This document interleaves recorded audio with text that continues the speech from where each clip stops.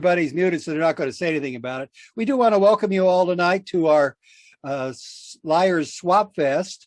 Most of you know that we had a workshop at the beginning of the month with Ingrid and Nixon, and she taught everybody how to tell lies. So we needed some practice, and so we set up this program tonight. And you're going to hear stories by a number of the people that attended the class, and we'll see how good they are at it. You know, if they can get away with telling us the story and us believing every bit of it. As usual, we encourage you to stay muted during the storytelling and to avoid overuse of the chat.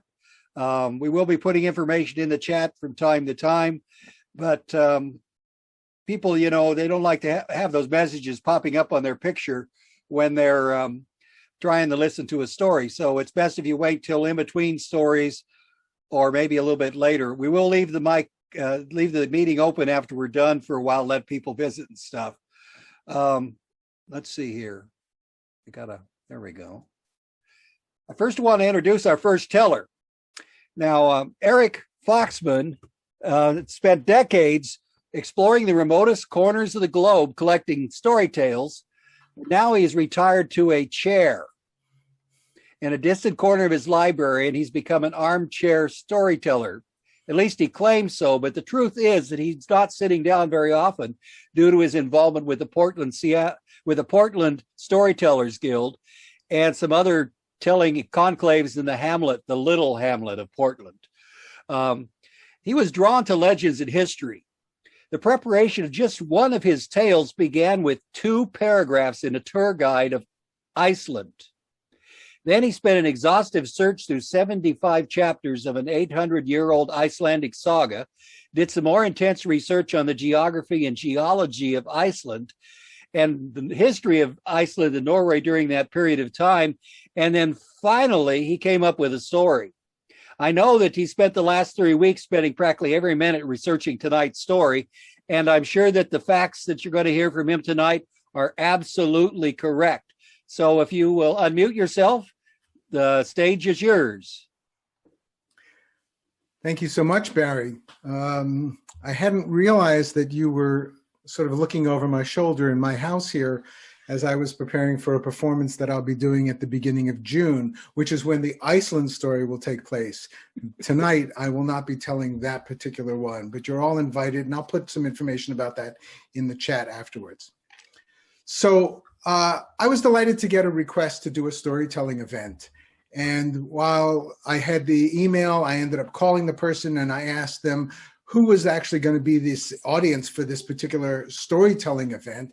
And he told me that it's my club. And I said, well, what's the name of the club? He said, it's the Ultimate Reads. And I thought, oh, cool, that's a book club. I could do some literary stories, but first I better find out. Is there any kind of theme or event that is the focus of this particular gathering? Oh, no. It's just our usual semi-monthly gathering. I have to stop and think to myself, okay, so it's a book club. I could do O. Henry. I got an Asimov story. I got this really nice E.B. White story. That would be a really great program. Of course, I need to know what kind of virtual platform are you using?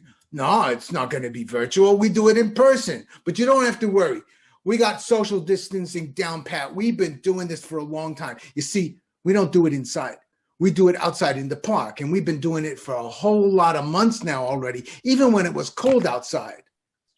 Well, I had some concern about sound. I've tried to perform outside, and anybody who's a storyteller knows that performing outside is not easy. So I mentioned that, and he says, oh, don't worry about it. We got a really, really good sound system. Somebody brings it all the time. We got power at the park. It's going to be really great. So we'll meet at the park there, and I'll take you over to the place. I'm going to tell you how to get to the entrance where the parking is really, really easy outside. You never have a problem finding a place to park there. So he gives me the address that I have to go to. I look it up on Google Maps. I find it. The town is actually about an hour away, but the park's on the other side. So it's like an hour and a half drive in each direction. But I figure I've worked out already the money part of it, and it'll work out okay. So I tell him what I'll be wearing so he can find me. And he tells me that he's going to be wearing red. Day comes, I drive over. There's no parking. I can't find a place at all. And I got a little car. I got this little electric Fiat and I can't find any place at all. I drive around and around and around and around. Finally, about 8 blocks away, I finally get a parking spot. Then I rush over to the park. And when I get to the entrance where I'm supposed to meet this guy, there's 3 people standing there right at the entrance. And there's one person, oh, that's not like 100 feet away, sitting on a bench reading, and none of them are wearing red. I look around and I look around and I look around. And finally, I notice the guy on the bench closes his book, gets up, comes over and says, "Are you the storyteller?" And I said, "Yeah, I'm the storyteller." He says, "Oh, great, let's go." I said, "But I thought you were going to be wearing a red jacket." "Oh, my jacket was wrinkled, so I decided I wasn't going to wear it." And I figured to myself, well, that doesn't explain why he was sitting there reading and not kind of looking around for me. But he says, "You know, the host club, we're looking forward to your music story." My music story. I got one music story about Brad Paisley, and I've never performed that story. I've told it to a couple of friends, but I've never actually done. So to cover myself, I say, you know, there's a lot of stories that have music in them that I tell. Which one is it that you're looking forward to? "Oh, Harry heard it one time. He told the club all about it. It was really, really funny. It was all about the woodwinds and the trombone." I don't know any story that's got woodwinds and trombones in it. But I can't quite say that. And he goes on, he says, "Harry sent everybody a synopsis of the story. We thought it was a really, really funny. We're really, really looking forward to it." So I ask him a little bit more. He says, "Oh, I got a copy of the synopsis here. Let me show it to you." He drops the folder. All these papers fall out. I hadn't noticed that there was a breeze before, and the papers are going flying all around. Eventually, we managed to pick them up. We hurry all the way to, I think it must be the other end of the park, but it took us a long time to get there. There was construction and ditches. There were taped off detours. It was a really, really long walk. And when I get there, I noticed there's no sound system set up. And I mentioned it. "Oh, yeah, I'm sorry about that. I didn't mention that. The sound system, he's sick. He couldn't bring it. But don't worry about it. This is a natural amphitheater. We've done stuff here before. We can always hear ourselves." And then I noticed that there's an employee from the park who's mowing. And I kind of look over there, and the guy looks at me. He says, "Oh, yeah, don't worry about it. He promised that he would be done in 15 minutes. Well, I look at my watch surreptitiously, and I realize it's been 20 minutes since I met the guy over at the entrance to the park, and I was late, and he had to walk over there and wait for me. So this guy has been mowing for a long time, and we're supposed to start in 10 minutes, and the lawn's only half done at this point." But then he introduces me to somebody called Harry, the guy who had heard me. And the guy comes up to me and says, "You know, you look a lot different than the last time I saw you." And he pulls a program out of his pocket and he shows it to me. And there's a picture, and underneath it says, "Storytelling by Rick Wolfson." And I don't know whether I should say anything because it's not me. But I figure since I worked it out that they were going to give me cash and they weren't going to give me a check, I don't have to worry about the details of it. And if it doesn't go well, it's Rick Wolfson's problem, not mine. "You know, I got to set up the chairs and the music stand, so I got to go." "The music stands?" "Yeah, you know, for the clarinets and the saxophones and the oboes and the bassoons." I said, "What?" He says, "I told you. It's the Ultimate Reeds Club. We play saxophones and bassoon. The bassoon players, they wanted to call it the Double Reeds Club, but no, the rest of us, we didn't want to do that." So I said, "Okay, while you're doing that, can I take a look at the synopsis a little bit maybe?" And I think to myself, you know, I'll do my best. I'll make up a story. The worst thing that'll happen, they won't invite Rick Wolfson back again. It's not my problem. The guy can't find the synopsis. He says maybe he dropped it over at the park entrance. Can I go back and get it? And I figure, well, we're supposed to be starting in less than 10 minutes, but they're not going to start without me, so I'm not going to worry about it.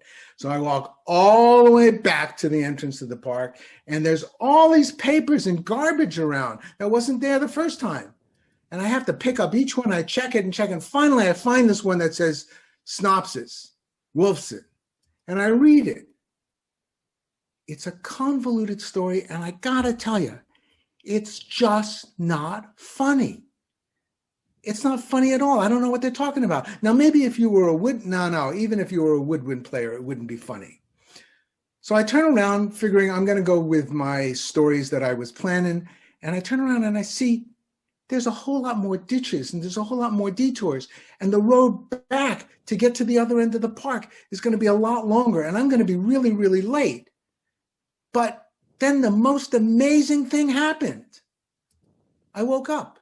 and it was time to start my regular workday.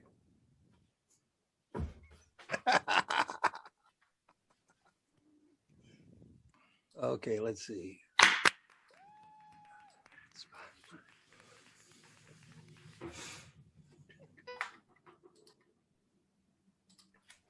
Okay, am I unmuted? I am. You are unmuted.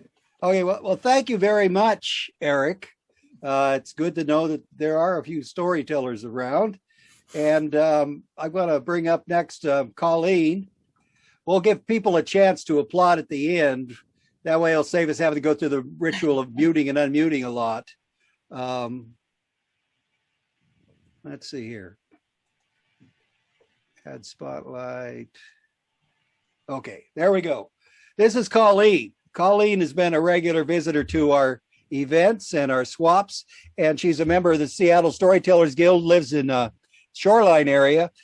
She got her education degree from the University of New Mexico, and as soon as she graduated, she stuffed her diploma in a backpack and took off for Europe.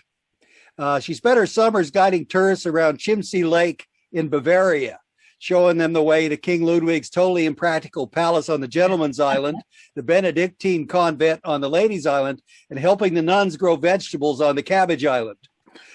She actually wrote a book last year talking about savoring life's spiritual moments, the alchemy of transforming everyday experiences into a life-changing events.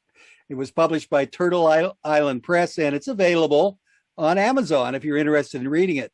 Like I said, she lives in Shoreline, where she's working on a formula now to encapsulate common sense for worldwide distribution.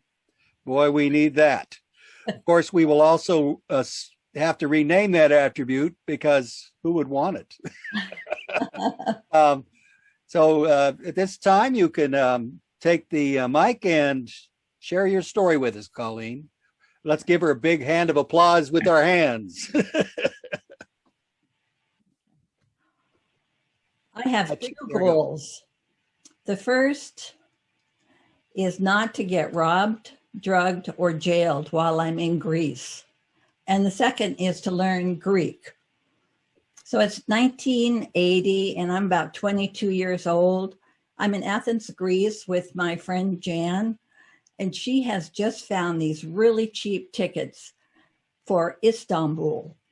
And in a week, we're going to be starting this intensive language program to learn Greek.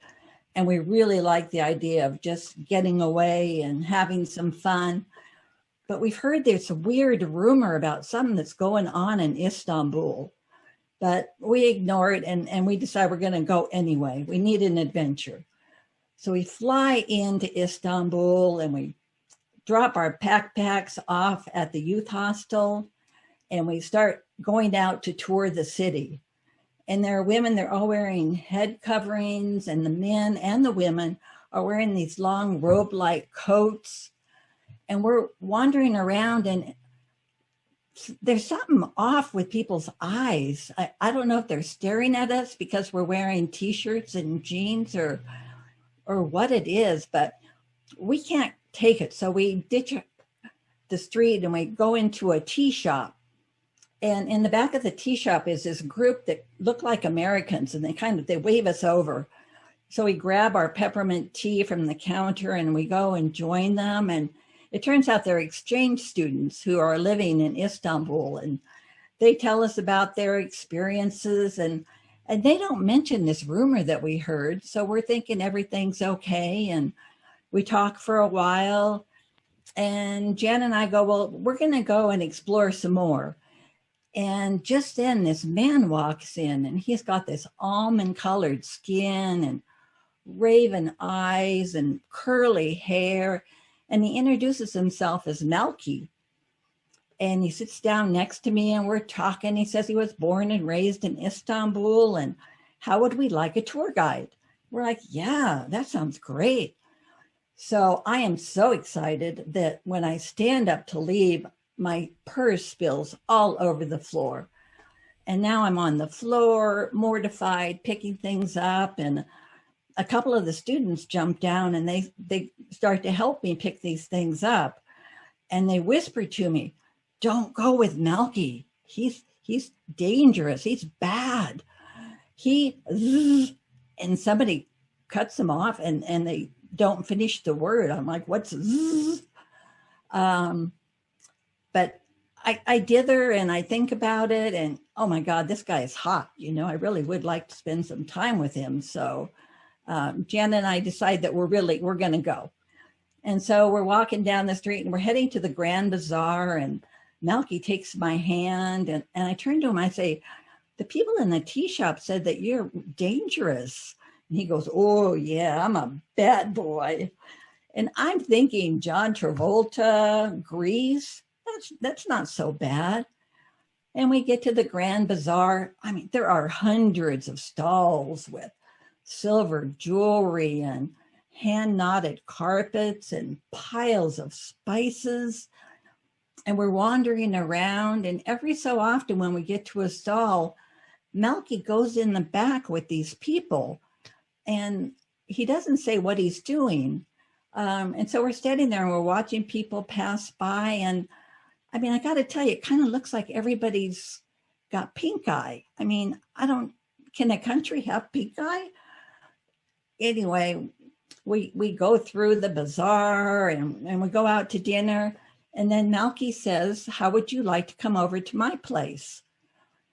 And Jen and I kind of go to the side and we decide he's been quite the gentleman and he's been very nice to us. So it should be safe for me to go to his place. And so Jen goes back to the youth hostel and I go to his place, and his place is kind of like a seedy hotel-ish place. He's got this room with a freestanding sink and a hot plate, bathroom down the hall, double bed. And we're sitting on his bed because it's the only place to sit. And we're talking and we do a bit of hugging, and he's starting to lean in to give me a kiss when there's a knock on the door. And he gets up to answer it, and I get up too to see who's there. And there's a couple, and their eyes are like bright red. And they're just like vacant, just not even there. And I'm surprised they could even stand. I mean, they look like zombies. And I go, oh, zombies. Melky is a bad man. He is a drug dealer, and he's dealing this new drug that allows zombies to look normal. And that's why all those people had pink eyes. And that's why I've got to figure out a way to get out of this place. Well, Melky grabs something from the bureau and he goes out into the hallway with this couple. And I'm like looking around like, how can I get out? And I turn and I look at out the window, but I'm on the second floor, but I'm still thinking about maybe I could jump, and my heart is pounding, and I'm still looking out the window when Melky comes back in, and he puts his hands on my waist, and I'm like hoping he can't hear or feel my heart just pounding. And before I even have a chance to say anything, there's another knock. And I'm thinking it's the couple that's come back. But when I turn around and Melky's opened the door, he's just like frozen. And I turn around and I look, and filling the doorway is this Turkish police officer, just in black, in his uniform. And now I'm freaking out, because if they find out what he's selling, they're not going to believe that I'm innocent. And I'm going to end up in a Turkish jail rotting, because how would anybody ever find me? And the police officer, he doesn't even look at Melky. He looks around and he says, "Are you Colleen Boland?" I'm like, yeah. And he reaches into his jacket, and I don't know if he's going to pull out a gun or handcuffs. And he pulls out a passport and he says, "You dropped this at the tea shop and the students said that you were probably here." I'm like, oh my God, those students, they're saving me from my own stupidity. And I take the passport and I say, "Excuse me, officer, but could you do one more thing for me? Could you walk me back to my youth hostel? It's my first day here and it's dark." And he looks at Melky up and down, and he looks at me. He says, "Yes, ma'am." And I take that passport and I put it in the zipper part of my purse and I close it up and I nod goodbye to Melky and I walk out, having escaped being robbed, drugged, jailed, or turned into a zombie.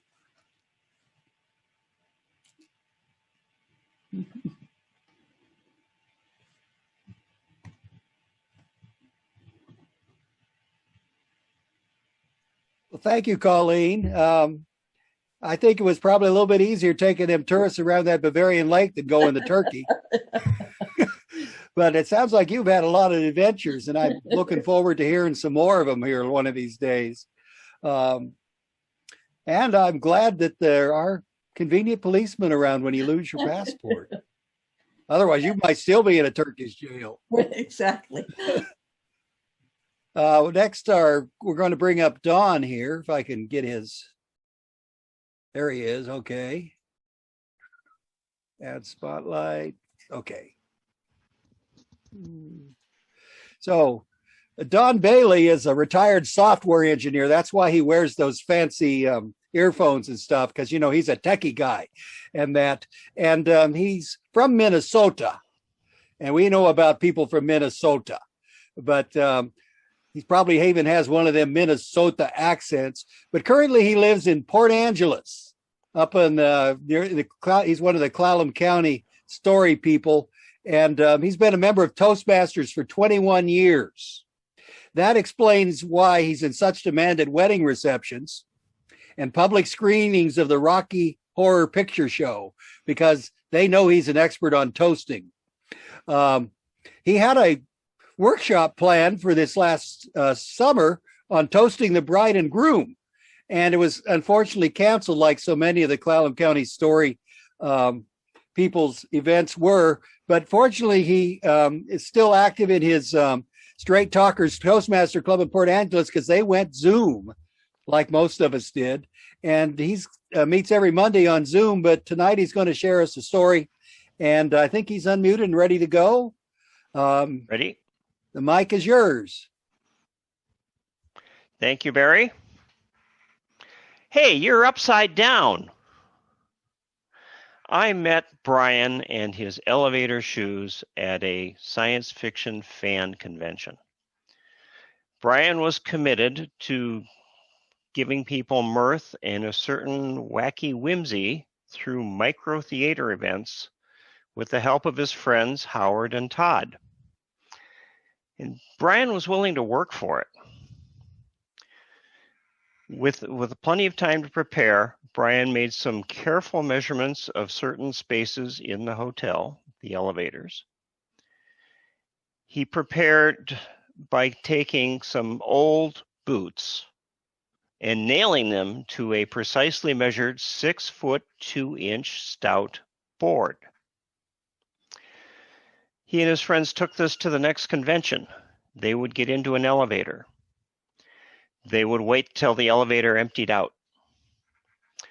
Then Brian would get into his boots, and Howard and Todd would help put the board and Brian up on a ledge made by the two side panels of the elevator so he could hang there.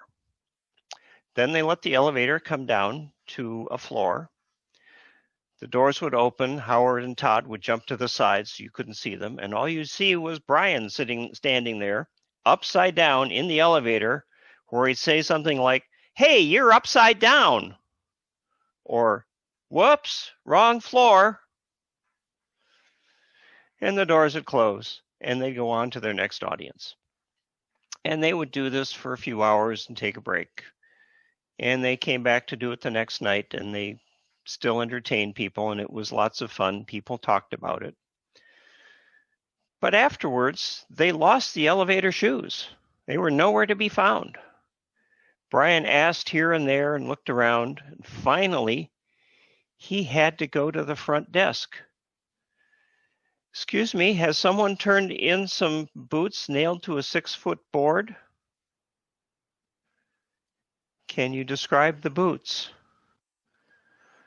Well, they're old. They go up to the ankle and they're kind of stained on one side.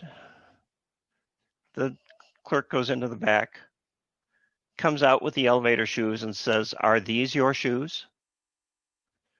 Wow, such a crackerjack staff. They got it right on the first try. But even good jokes have to retire sometimes, especially when they remodel the elevators.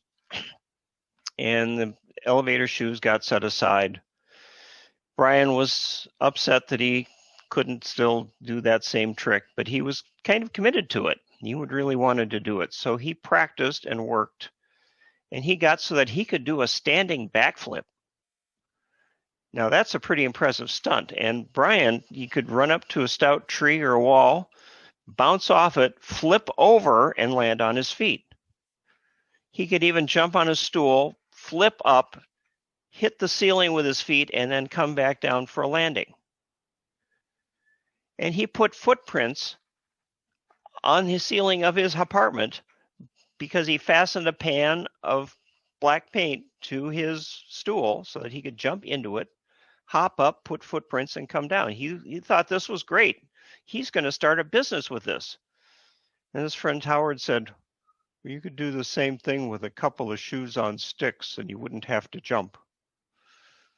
And that was a little bit depressing. Brian moped around for a little bit.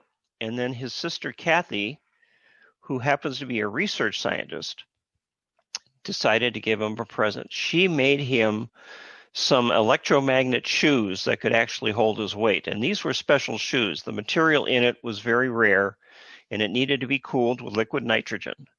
And then it needed a little jolt of electricity to really put in the power that would hold Brian's weight. Now, Brian was actually pretty thrilled with this, and he made himself his own costume for Upside Down Man. And it looked like, dark pants. It was a plaid shirt like you might see in Minnesota when he's standing up. But when he flips over, it's got these little flaps of cloth that flip over and hide the plaid. And there's now a little sign on his chest that looks like a superhero logo. It's a double spiral with arrows going up and down. And he started planning to do appearances at malls with that. He'd go to malls and occasionally even got some paid gigs to go and be Upside Down Man, and that was okay. And then one day he got to be a real superhero. He was passing a comic store in the mall after doing his performance, and there was a loud argument. It was very angry. It was very disturbing. He was afraid someone would be assaulted, or maybe there would even be a robbery. And he was going to do something about it. So Brian slipped in. He used the last of his spare liquid nitrogen to ice up the floor so that it would be all slippery. And then he jumped up off the door frame to the ceiling, stuck to it, and said, "I am Upside Down Man. You stop there. What is this?" And of course, everybody turned and looked at him, and they were very confused because you don't normally see a guy standing upside down on the ceiling of your store.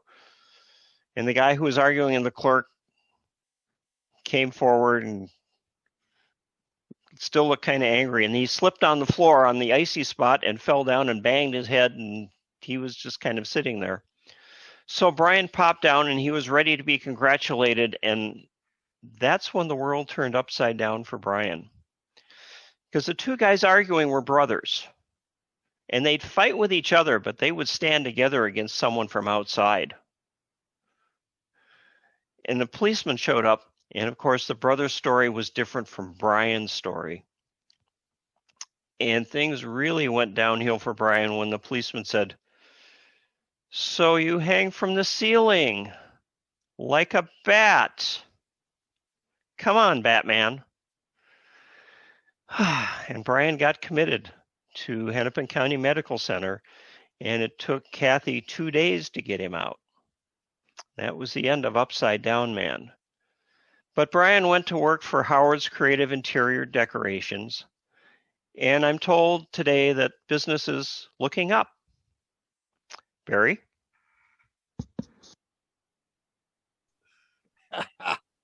Business is looking up, huh? Golly Shazam. Boy, did you spotlight yourself? These techie people, they're good, I tell you. Our next teller is Laura Deal, and we'll bring her up here. She lives and she gardens in Boulder, Colorado, and I don't know how well she's doing in growing her garden in the snowdrifts, but they've had plenty this spring. She's had quite a few experiences through her life, but she's had some education. She did a 400-page dissertation on whores and witches, the language of female misbehavior in early modern England from 1560 to 1640. And that probably explains the Great Migration to New England, where most of my ancestors came to America. More recently, she's been involved in dream work, and not the DreamWorks that makes all the movies. This is a different kind of DreamWorks. She's written a book, The Newcomer's Guide to the Invisible Realm, A Journey Through Dreams, Metaphor, and Imagination. For a number of years, she actually had a dream job, though. She was the museum director of the Pipestone County Museum in Pipestone, Minnesota. Take note of that, all you Minnesotans out there. She's appeared on the stage with another Laura Packer, and I'm sure there's been a lot of confusion when they're both there and they say, Laura, your turn, and they both jump up to the mic. But anyway, she's got a CD available. If you're interested, it's the Diffenbacher Taffy Cafe. And I haven't heard it, but it's probably quite interesting. She's been pretty busy, though, lately. She's on the board of Artists Standing Strong Together, and I don't know how she keeps up with that because they are so busy. But when she has spare time, she listens to the ghosts of her ancestors and has some very strange dreams. Thank you, Barry. It's all true. So I had this neighbor. She lived a couple doors down the street, and she was afflicted with hoarding. And she got to the point in her life where she couldn't really take care of herself. And so she moved to assisted living, and the house just sat there. It was empty. Well, except for the rodents that moved in, and the lawn grew really tall with weeds, and it was quite a bad scene. And when she eventually passed away, God rest her soul, some people came and bought the house, and they flipped it really fast, cleaned out the interior, like took the wall boards down to the studs, just the whole thing, cleaned up the lawn. And it wasn't too long after that before I saw my first vole in my garden. Now, if you're not familiar with voles, count yourself lucky. They are rodents about this long, and they've got big curved front teeth, and they like to dig tunnels, and they're quite fertile. And so the voles took over my vegetable garden. And my neighbor on the other side, he has a beautiful garden in his backyard, complete with tall native grasses, and he let me know that the voles had moved into his yard as well. He asked if I would loan him my cat, Grayson. Now, Grayson's an excellent mouser, and I don't generally like to let him out, but I figured in this case it was probably a good idea. And so I took Grayson out to my garden to see if it was even a possibility that he would catch these voles. And we got out there. You couldn't see one anywhere, but you could hear them down in their tunnels. And Grayson had his ears cocked, and he was watching and watching. And I thought, all right, I'll leave him to it. I'll go get my tools and do some weeding. And I came back. He was perched up on top of the compost bin. He looked a little alarmed, to be honest. And by the end of the day, he hadn't caught a single vole. So I thought, well, that's clearly not going to work. So I got online. I looked up on Google, what can you do to get rid of voles that's, not full of poison or whatever. And I found this recommendation that you can put coffee grounds around the opening of their tunnels. And they don't like that, so they'll move on. And I thought, well, maybe they'll move on to my neighbor's yard, and then we'll have to take care of his yard later, but we'll just see if it works.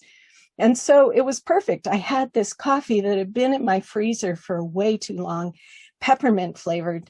I had long since lost any appetite for it. So I took that out and I sprinkled it around the vole's tunnel openings. It smelled much better out there than it had ever tasted. And I thought I'll leave that overnight and then we'll see in the morning. Now in the morning, Grayson was curious. He decided to go out with me and we walked out to the garden together. But we got to the garden gate and there were voles running everywhere. I don't know if it was the peppermint that overwhelmed the flavor of the coffee, but apparently they had gotten into the coffee because they were zipping like little electric car voles. They were going fast into the tunnels and out of the tunnels, and Grayson was on it. He was so on it. He was chasing those voles, but of course, they had all those tunnel entrances, so it was kind of like whack-a-mole for him. He could never catch one. Well, I led him to it. I figured that was good exercise for him, and I went to look at my garden and, oh, those miserable rodents, they had nibbled my lettuce down to the nubbins. And I felt that righteous anger that every gardener feels when there are rodents in their territory. And I stood up and I couldn't see any voles anywhere. I couldn't see Grayson either. And I walked around and over by the mint. They had him pinned. An entire legion of voles was holding him down. It was like Gulliver and the Lilliputians. They had him down by the arms and the legs and his big fluffy tail. And then there was this pyramid of them up on top of his head. And the top one was holding a dandelion. Well, I did the most important thing first. I took a picture. But then I went to rescue the poor cat and I got a little closer, and the one with the dandelion, he kind of growled at me. And I thought, ooh, I don't want them holding me down like that, nibbling me with those teeth. So I grabbed a rake. I thought maybe I could pull them off of the cat. But as soon as I lifted it, the one with the dandelion gave some kind of signal, and they went whoosh, and they were gone into their tunnels. Grayson leaped up. He ran for the house from 15 feet away from the deck. He took a flying jump and he skidded to a stop right in front of the back door. I was right behind him as fast as I could get there to let him in. The poor thing, he wouldn't look at me for days. And there was no way he was going back out into the garden. So I thought, well, back to Google, I guess.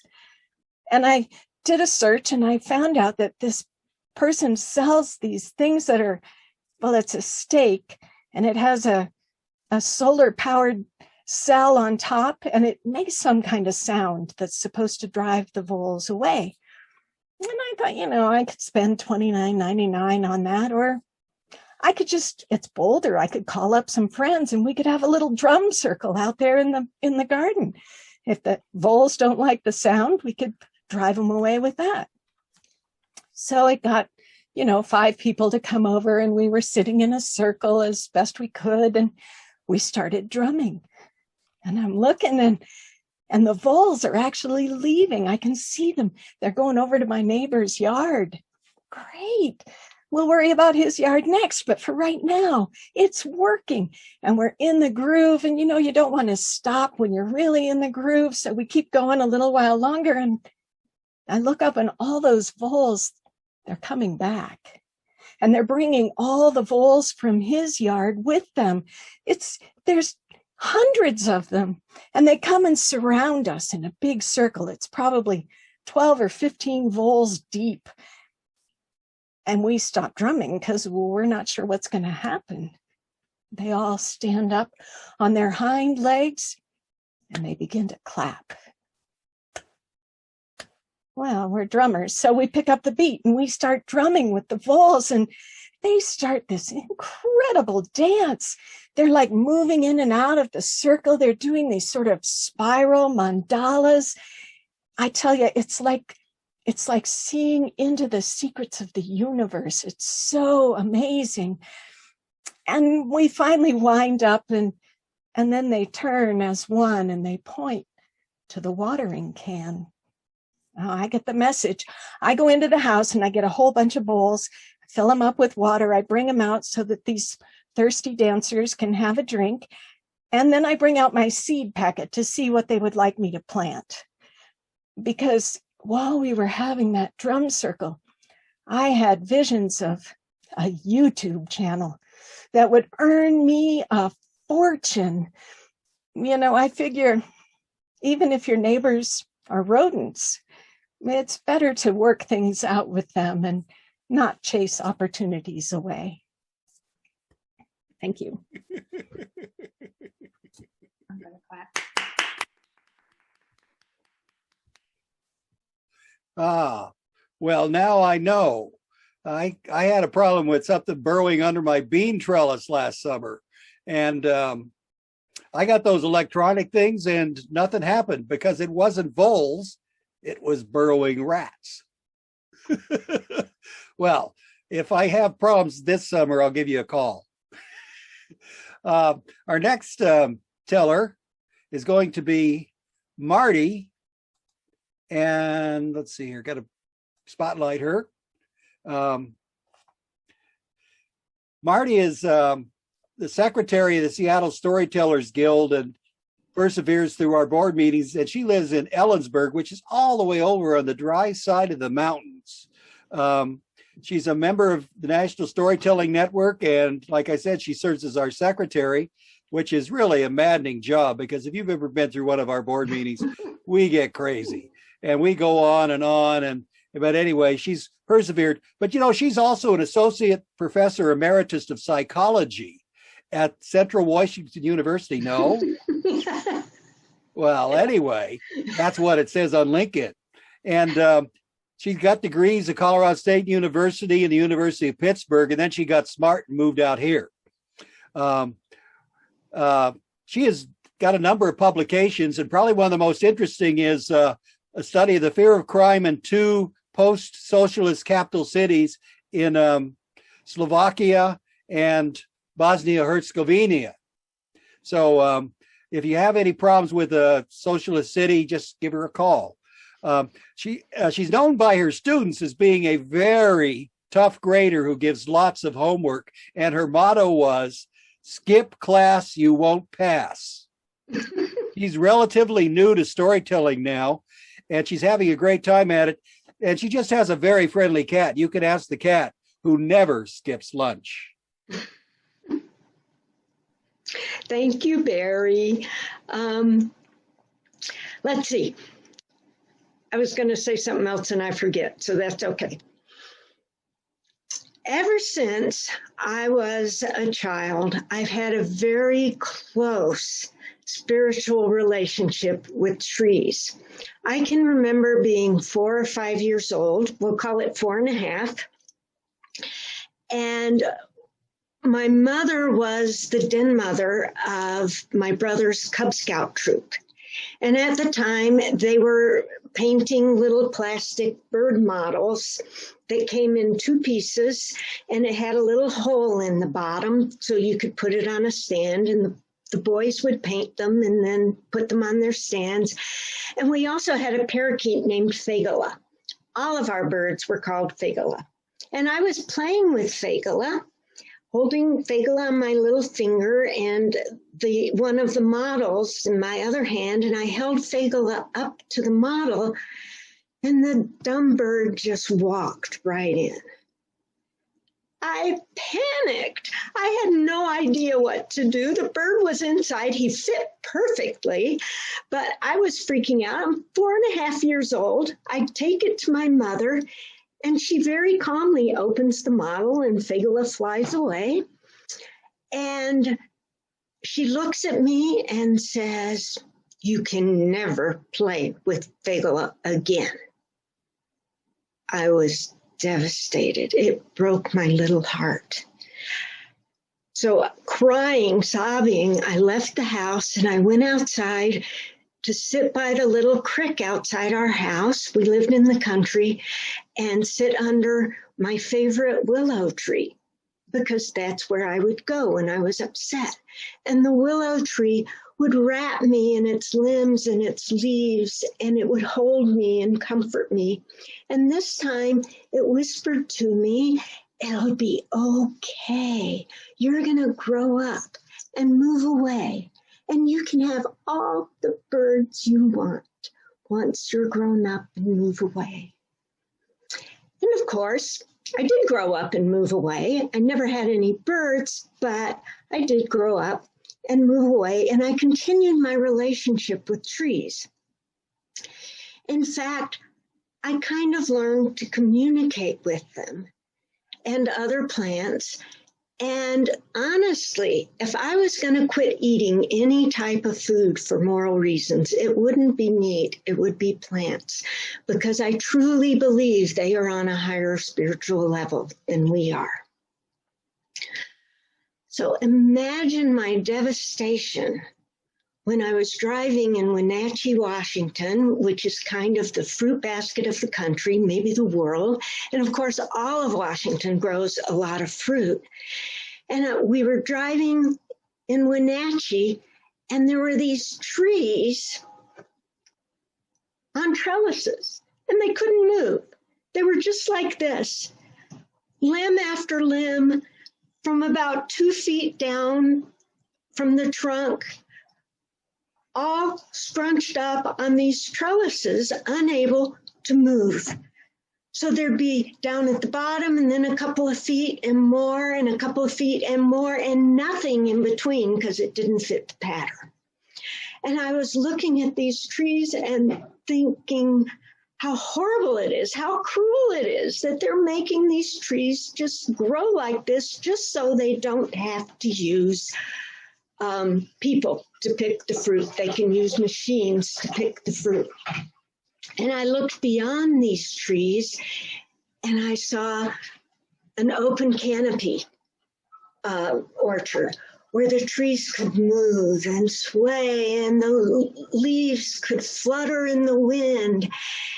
And you may or may not know, but trees communicate with each other. They communicate through their roots. They communicate through the air. They send chemical signals to each other. And I found out they tap their little twigs and send messages that way. And I learned to interpret what those messages were. Like one time I was listening to some trees, and one said, "I have an eagle's nest on me." And the next door tree said, "Well, I have 2 robin's nests, and they're beautiful songs." And another tree, a couple of trees over, told them that its northernmost root was really itching, and could someone please send a vole over to scratch? And one of the trees did, and it was very thankful for getting something to scratch its root, and it said it felt much better after that. So I went to the open canopy trees to listen to what they were saying, and they were talking about the suffering of the trellis trees and how they're not as healthy because they can't communicate, and they're just stuck there. And I went to the trellis trees, and they couldn't tap to tell me what was going on. So I got really close, and one of them whispered, "Please help us. We are suffering here." So I did. I started an organization called People for the Ethical Treatment of Arbors, or PETA, and we started having protest marches all over the state. And people would bring signs saying things like, "Trellising trees is cruel. Stop trellising trees, and go prune yourself," and stuff like that. And at one of the marches in Wenatchee, I was looking around, and oh my gosh, some of the open canopy trees had escaped and were joining our march, and were tapping messages about freeing the trees. Meanwhile, PETA, the People for the Ethical Treatment of Animals, sued me for using their acronym. So I started a different organization called eatfreerangefruit.org. And if you would like to join my organization, please go to eatfreerangefruit.org and make sure that the fruit that you buy comes from free-range trees and not caged trees. Thank you.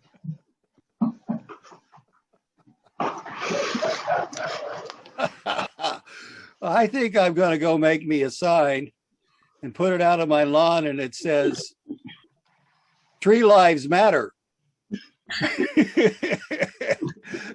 I don't know. Trees marching down the street. Oh boy. I wish I'd have thought of that. Tree lives matter. Oh. Well, now you're all set for your next time you tell it. Of course, I don't know. That might be a bit militant. Let's see. Where's Toby? You're here somewhere. There you are. Okay. Toby! This is Toby Anderson, and she's in the Northwest for a very important reason, because she is a fish whisperer. And she lives down in South Sound, it's part of the South Sound Story Guild, and she's known to calm king salmon and steelhead into her net. She doesn't need those downriggers and all those hooks and other things. She just whispers a little bit. She's also a collector of wishes, and she has several glowing jars from them. In fact, you might think that she's using artificial lights. It's those jars full of wishes that are lighting her up tonight. She learned all these skills while she was in grade school in the International School of Kuala Lumpur. She was one of the first students there. They had just opened up their campus, which was a 6-story building. It was tall and it was old, but they all loved it still. And she remembers very much sitting in class with the birds flying around her head, because the windows were open and the birds liked it in there. It was cool and shady, and they were very smart birds to boot. She often shares her experiences of living in Asia and Europe as a teacher and a Peace Corps worker. And now she's based in Olympia. She performs around the Northwest, and she took third just a couple of days ago in the Story People's Liars contest. I tell you, we're looking forward to something here. And next time I go fishing, I think I'm going to invite her along. Thank you, Barry. Now, everything Barry said was the truth. These are the most delicious eggs I have ever tasted. Oishikatta desho ne? Delicious. That was my mother speaking. And my mother was talking about her buddy, Edna Priel's hens. Edna decided to dabble and become an urban farmer. So she got 3 hens, and whenever they laid eggs, she'd give them to my mother. My dad was a president of a small college called St. Iblis. And every year they would have an auction fundraiser, because, you know, these small colleges, they're always looking for money. So in this auction, of course, there were things that they want to sell. And it was Alaska cruise, dinner for 2 in theater in Seattle. But the highlight was my mother, Lillian Ishii's traditional Japanese sukiyaki dinner. And that was a real moneymaker. Hundreds of dollars would come in. Now, this particular year, my dad decided to do something different for his college. It was still going to be an auction, but he decided he was going to invite this ambassador from an international country, because he was grooming that country, hopefully that they would send their students to St. Iblis. And he also decided to invite some local politicians. So, of course, it was the Alaska cruise and the dinner for 2 and theater in Seattle, but everyone was waiting for Lillian Ishii's sukiyaki dinner. So the bidding war started. 200, do I hear 200, 300 over there, 500, do I hear 1,000? 1,000 sold. It was the ambassador who made that bid. So the dinner date was arranged, and the ambassador came to the house with his wife, the governor and his wife, and the Secretary of State and her husband. So when they entered into the house, there was this beautiful poster written in wonderful calligraphy done by my sister, who's an artist. And it had the menu of what was going to be served that night. So it started off with drinks by Dr. Ishii, 3 olive martinis, shaken, not stirred. Hors d'oeuvres, organically grown cucumber sushi with a side of wasabi and ginger. Entree, sukiyaki dinner. Now, sukiyaki is thinly sliced, marbleized beef that is sauteed in a pan with soy sauce, sugar, ginger, and other seasonings. There would be a bed of dark green baby bok choy, spring onions, tofu fresh from the barrel, and crystal clear yam noodles that would soak up the sauce.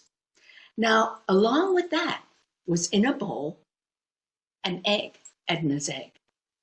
And you would crack the egg, and it would be raw, and you would add in soy sauce that had been aged in a whiskey barrel, and you would stir it up. Now, granted, this was during the days when salmonella was not such a big deal. So after the beef had been cooked, you would dip it in the sauce and it'd be coated.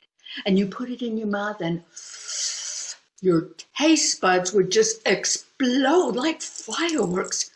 Absolutely delicious. So that was the entree.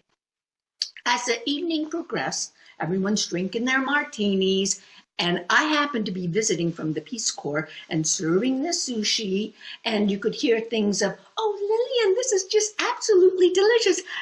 Can I have the recipe?" So my father rang the dinner bell, and all the guests were ushered into the dining room, and they sat around the table, and there was my mom cooking away, because this is a dish that is cooked in front of the guests. It's very much like one of those Japanese steakhouses, minus the flying prawns. So my mom stopped cooking for a bit because she wanted to explain to everyone about Edna's eggs. So she took this beautiful brown porcelain bowl, and then everyone had one. And she took the egg and said, "Oh, this is so delicious. These eggs are from my very good friend Edna, and they are fresh, honto desho ne?" Which means really. And she took the egg, cracked it, bloop. It was not a yolk. It was an embryo. And she looked at all the other guests, and she wanted to collect their eggs, but it was too late. The ambassador had already cracked his egg. Now out from his egg came out a little creature. Beep, beep, beep, beep. It was a chick.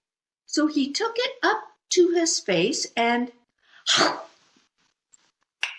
oh, Lillian, how did you know that this is a delicacy in my home country? Why, it's only served to the royal family. I am impressed how you bring the East with the West and you connected them together, the culture, the diversity. John, the students from my country are going to be going to St. Iblis. You can bet on that. And then he did something else. He reached into his coat pocket, took out what looked like a checkbook.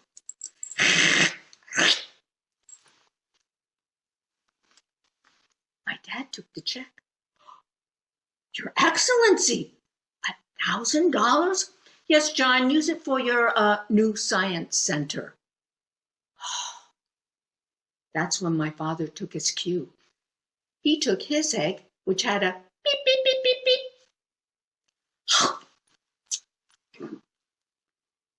and smiled. "Don't count your chickens until they hatched. These chickens have hatched." Thank you. Oh boy, oh boy. That's a great story. I don't know if I'm going to go to her house for dinner if she serves eggs, though. It sounds good, but I'm a little skeptical. Maybe she's pulling our legs. But she wouldn't do that. No. Anyway. This is Rebecca Hom, and she's got quite a history of in the Northwest. She's gotten around a little bit, even though she came out of the flat country. Rebecca, between her romps as fresh out of college hitchhiker from Iowa, and it's flat there, though she claims it does roll a little bit, to Oregon's high desert, which, I guess it rolls a bit, but it's sort of flat too, or a solo pine forest teepee dweller. And then she went down to the Arctic for some cold water open bay swimming. And so otherwise than that, she has lived just a very ordinary life. Of course, she did spend 25 years doing archaeological research on Chinese pioneers in the Western frontier. And she regrets that she was just born too late to join the Women's Air Force Service pilots, AKA WASP, who flew planes to the troops in World War II. But she loves small towns, the end of the road places and open vistas, and that's why she's roosted all over the Northwest and Alaska. Now she's gone to a really nice small town, Walla Walla, Washington, famous for its onions and other things. And she's a member of the South Sound Story Guild.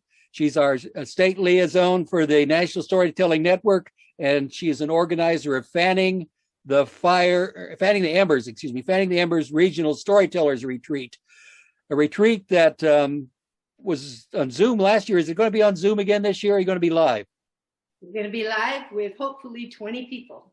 Yeah, the sad thing about that is very few people can go to this thing, and usually by the time you think about registering, it's full up. But we're looking forward to hearing a story from you now, and it's all yours. All right.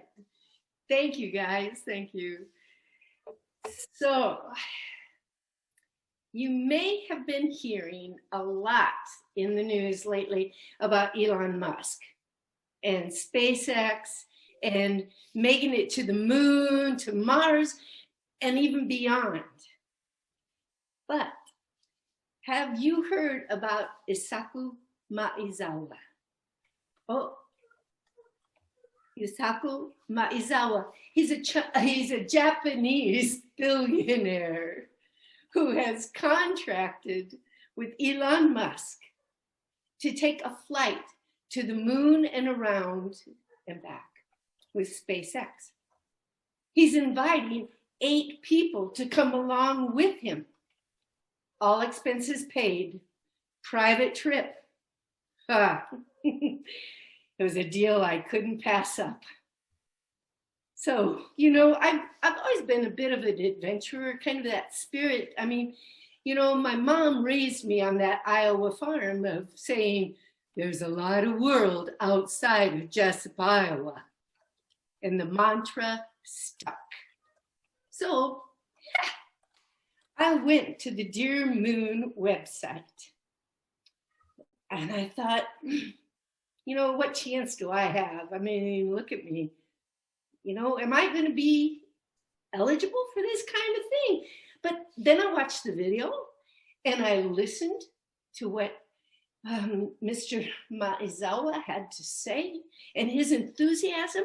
And I caught fire and I thought, what the hell? I'm going to apply.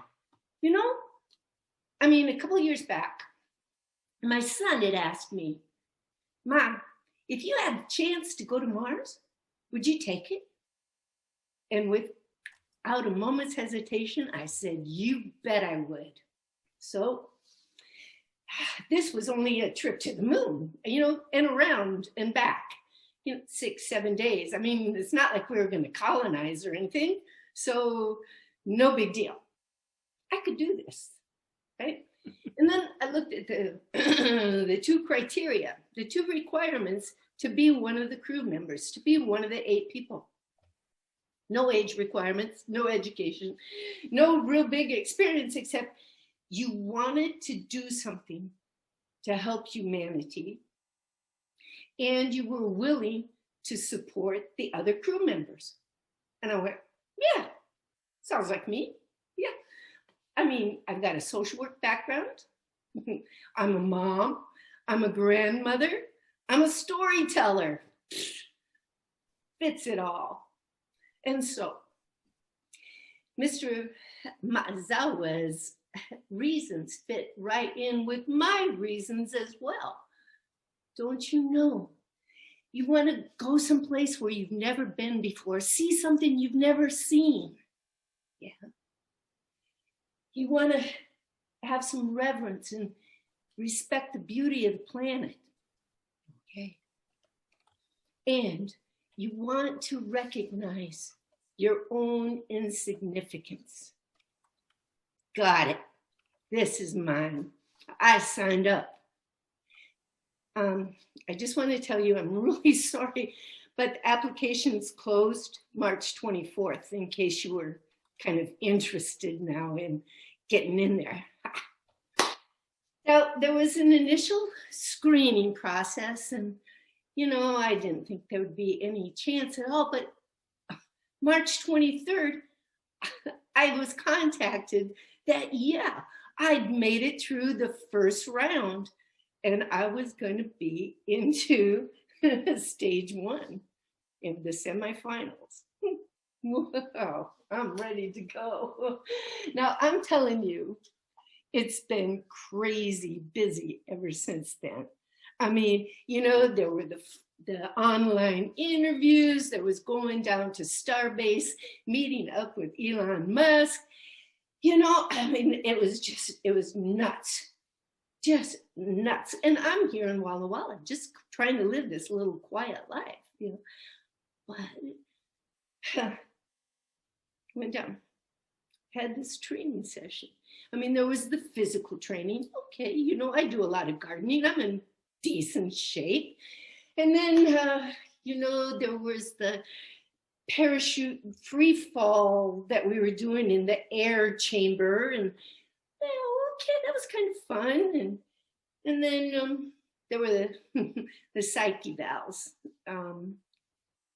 Okay, believe it or not, you guys, I did pass those, all right? No matter what you think, I did, okay? So, then there was the fitting of the custom spacesuits. I mean, would Elon Musk and Mr. Maezawa choose anything that was not the height of fashion and was not state of the art? No, custom made. It was terrific.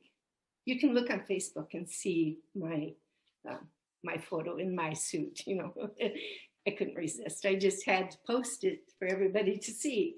So 2 weeks ago, I had my first test run.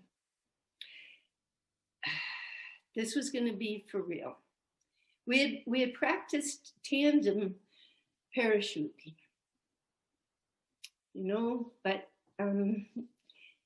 did I tell you that the first time I ever went on an airplane ride when I was in 6th grade, that I threw up all over the pilot's back? No, okay. Well, he was my 6th grade teacher, so really it was okay. And I've flown a lot since then, so, you know, no problem. I can do this thing. So myself and my 7 other members of the team, our possible team that's going to do this adventure, got loaded up into the C-130. We were going to do a jump because we had to test all this out. We had to see if we really were suitable for this.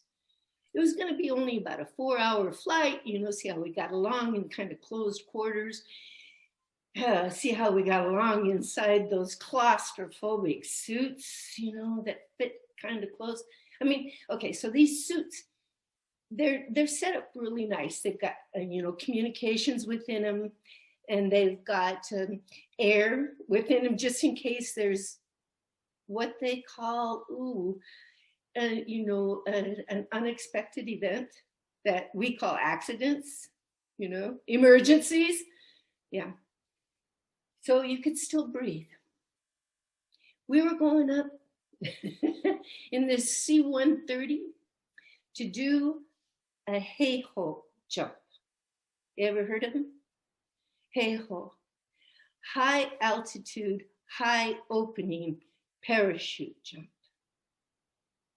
Just in case there ever was some kind of an emergency, we needed to know if we could do this. We loaded up. We would take off into the air. 30,000 feet we went up. And then they opened that ramp out the back. We lined up to take our turn to shoot out of that plane. Good thing we were, strapped in, hooked in with our parachutes. So we didn't have to worry about us opening them ourselves. I mean, walk out, walk down that ramp, and just drop out into open space. And in the 20 seconds that it took for that chute to open up fully, I had plenty of time to consider 6 decades of life. And then it opened. And there was this beautiful blue canopy above me gliding down, oh, so slowly, there through that brilliant sky. And I had time to think and time to reflect. What am I doing? And what do I want to do? And does Medicare pay for knee replacements? I drifted down, watching that beautiful blue marble. It took 20 minutes to come down in that. I saw the earth opening below me. And I had time to reflect on how much I love that planet. I had had time to do something I'd never done before, see something I'd never seen before, and I definitely was experiencing how insignificant I was, that little speck up there in the sky. As I drifted down, I clicked my heels. There's a lot of world, but there's no place like home. There's no place like home.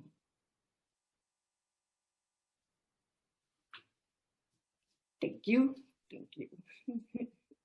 My question is, how far away from the landing site did you drift before you actually found yourself on the ground? Well, that's another story for another day because we've only got so much time. Oh, I should have given you 10 minutes, I guess.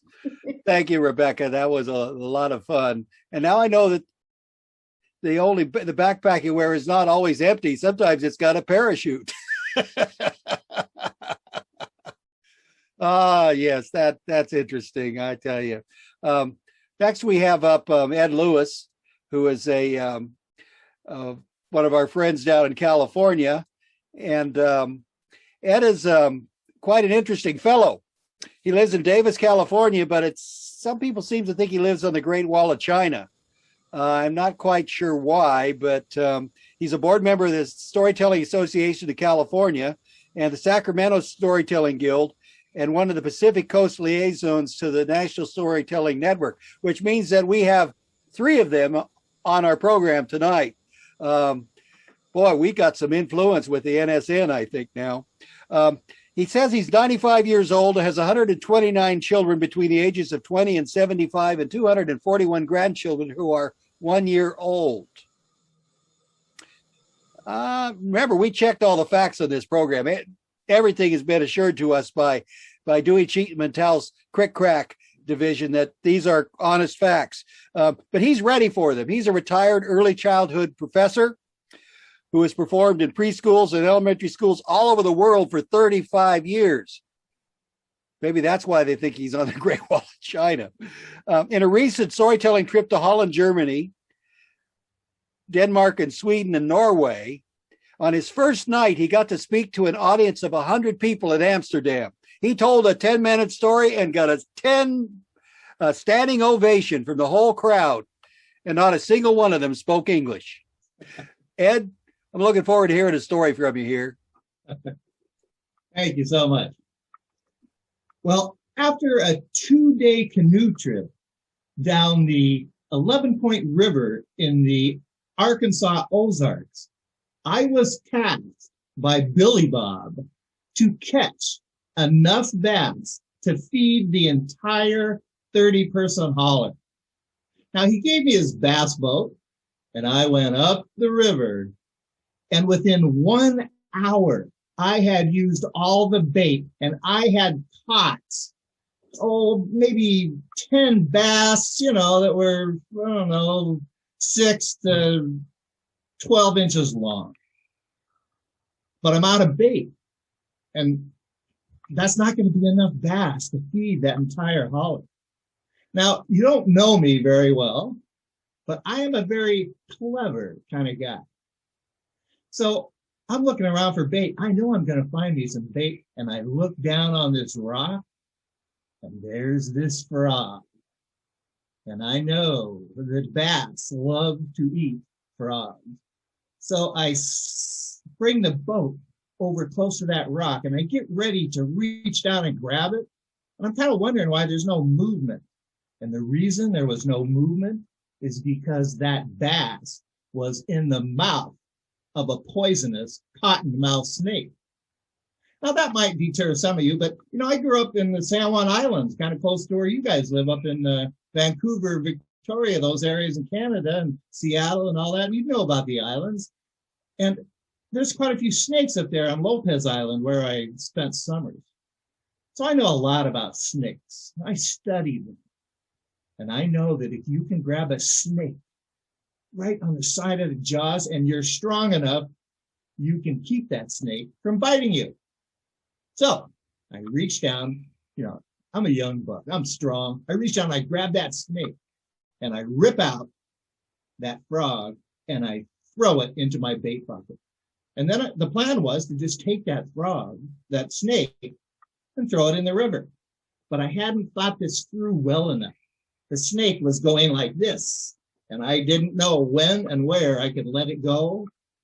But I already told you, I'm a clever guy.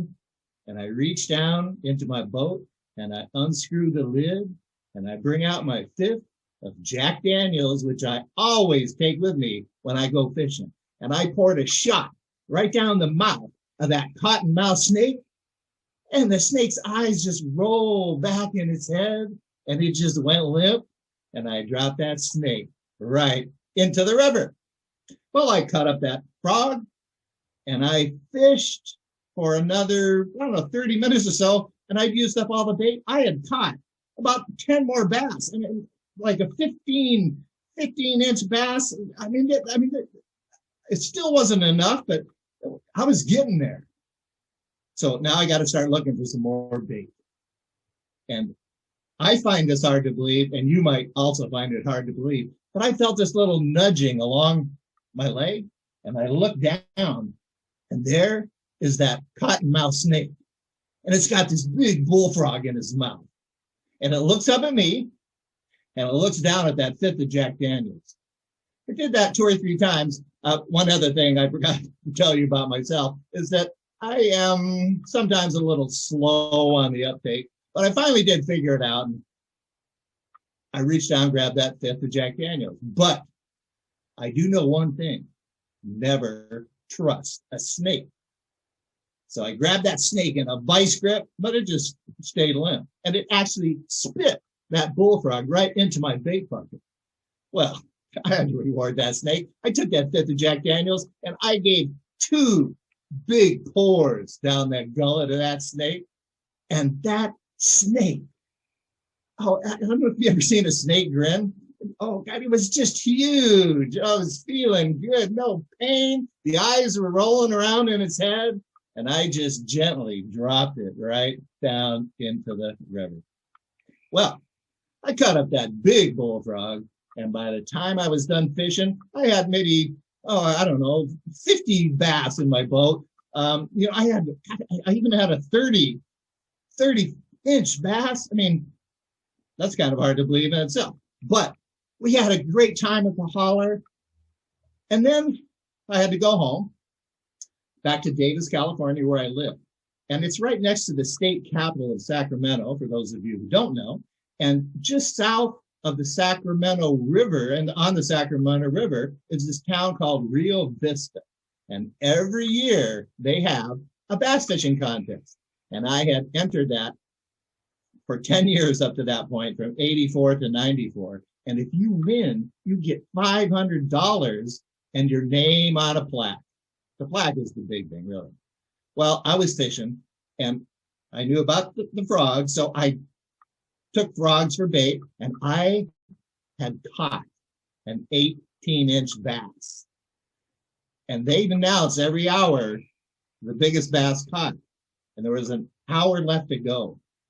And my name came up on the speaker, and I knew I was going to win this year. But about 5 minutes later, we heard that Sally Holzman had caught a 22-pound bass, 22-inch bass. And, I was wondering what I was going to do. I was really disappointed. And then this is the hardest part of this story for me to believe, and probably you. I felt this little nudging on my leg, and I looked down, and there is that cottonmouth snake. I mean, it had this stripe. I knew who it was, and we were kind of friends by then. And the hard thing to believe is that snake came from the Ozarks and the Arkansas rivers there, all the way over the Rockies, over the Sierras, down to the Sacramento River, to where I was. I mean, that's really unbelievable, But anyway, it had that nice bullfrog in its mouth. And then the coolest thing happened. Right next to him came this gorgeous female cottonmouth snake. She had eyelashes that came up like this. And on the end of each eyelash was a silvery bass scale. And then to top it all off, twin 2-year-old snakes came right up next to Mama. And they all had little frogs in their mouth. Well, of course, I knew what to do. They just spit the frog. They knew. They just spit the frogs right into my bait bucket. And I took that whole fifth of Jack Daniels and I poured it in this pan I have. And they got up and went swimming in there.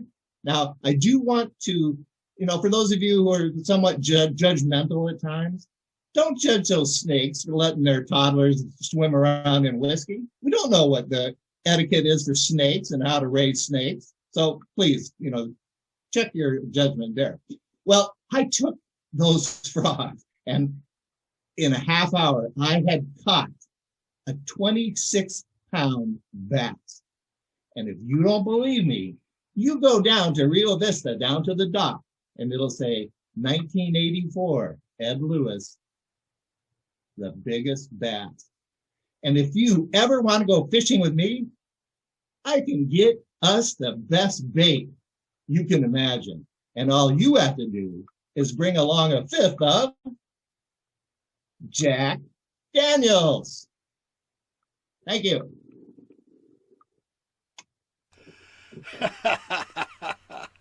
Well, I don't know now. I could go fishing with Toby because she whispers, and the salmon will jump in the boat. And then if I go out with you, it's snakes and it's Jack Daniels. But let's all go together. Hey, that sounds like a great plan. Oh boy, what fun we could have with that. Yeah, I tell you, we've learned how to fish. We've learned how to garden so far tonight. We've even learned how to have eggs for dinner. I mean, wow, what fun can we have? Well, right now we got to turn to Ann Penfound and see what she's got to say for us. Ann is a very interesting individual because she started out as a self-confessed procrastinator, a last-minute junkie, and a technology-challenged individual who started out her adult career as a physiotherapist in England, which means she's a physical therapist, and somehow ended up in Oregon, where she became a storyteller. Now, she blames it on Jack Harnack, who cast a spell on her. And she's been looking for a spell to get out of that for years now. And so she got active in the Portland Storytellers Guild. She joined a team of storytelling coaches. And I think they go swimming together because she's also a AEA water aerobics instructor. And, you know, coaches and swimmers, I mean, hey, maybe we should take her fishing too. Rumors are that she's a member of a coven called the Crones. And she's been doing herbal research at the Lee Botanical Garden as a volunteer.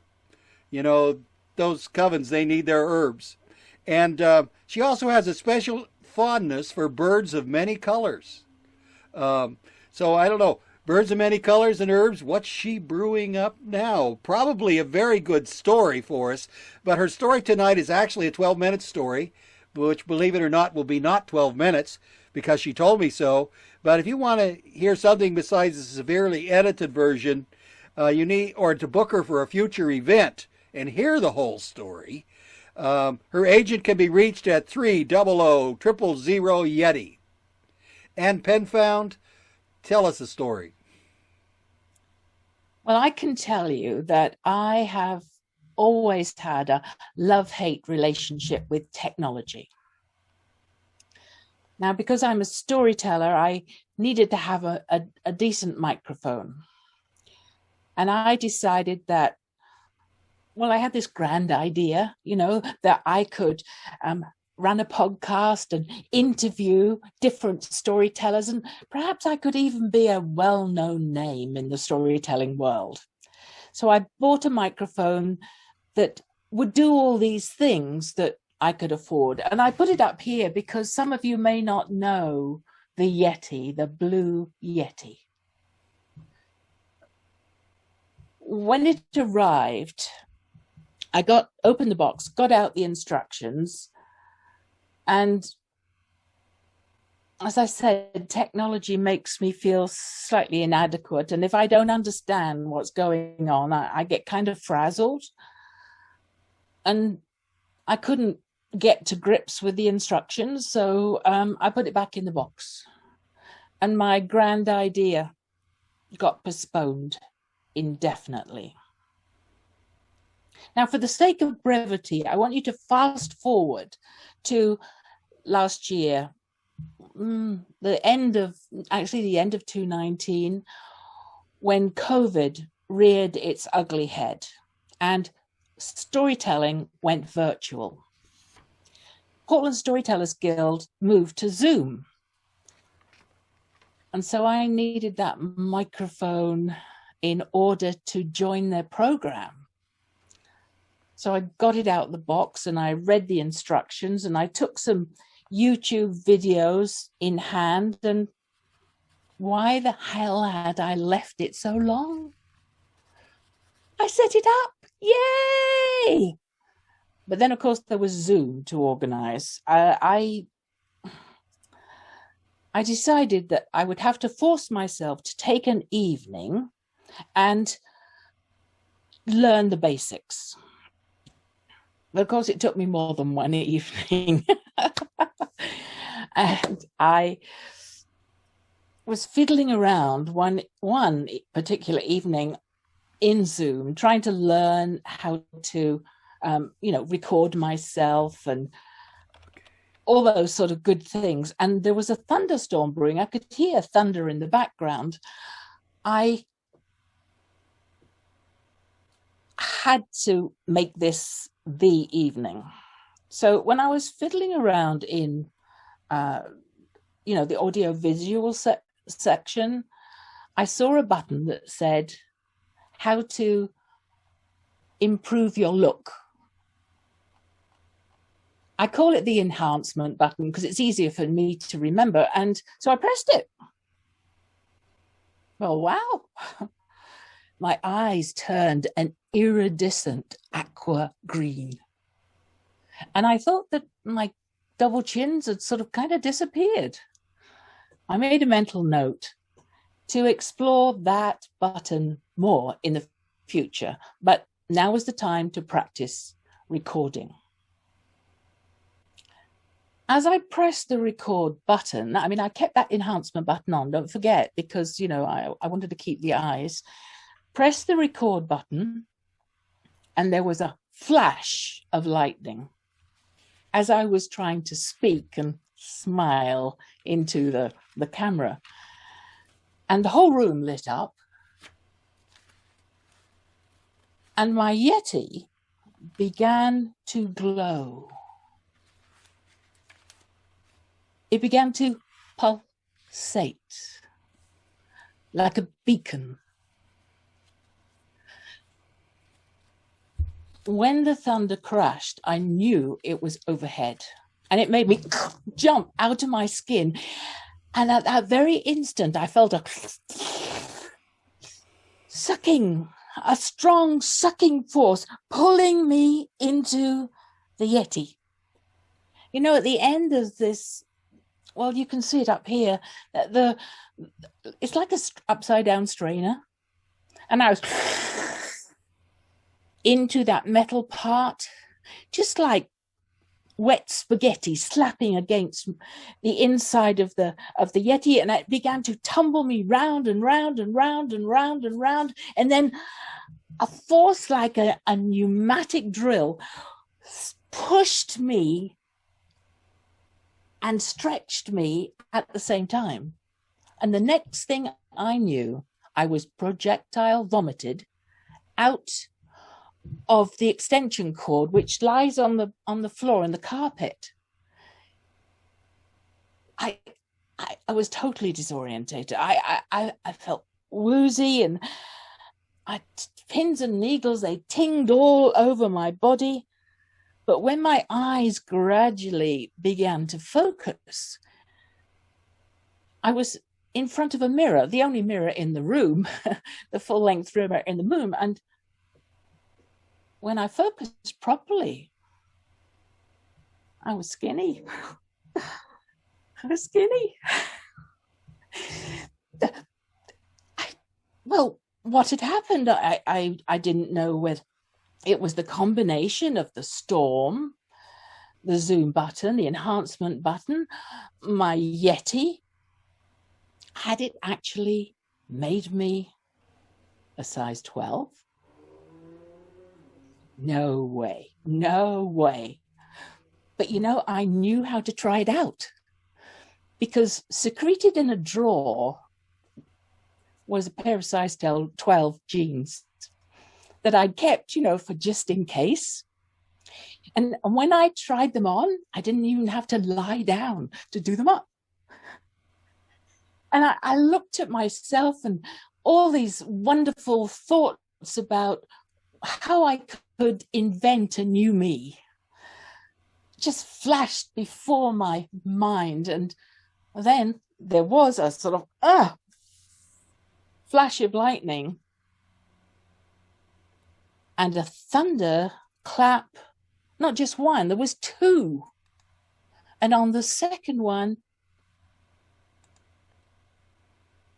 I exploded. I became the Incredible Hulk. I wish I could tell you that, you know, I was transformed into a superheroine, the female version of the Incredible Hulk. But that would be a lie. It would also be a lie if I told you that my skin turned green and bulged with enormously strong muscles. What I can tell you is that the strong seams of my size 12 jeans burst asunder.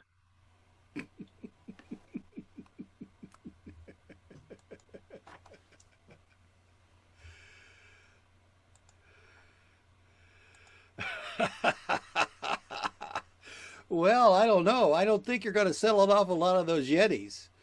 With that story, maybe you better do a little bit more experimenting with it and see. Um, I tell you, those mics are really challenging things. And Elderberry has been on the storytelling scene for a long, long time. He has a website that he put up in 1995 on storytelling, one of the oldest on the net.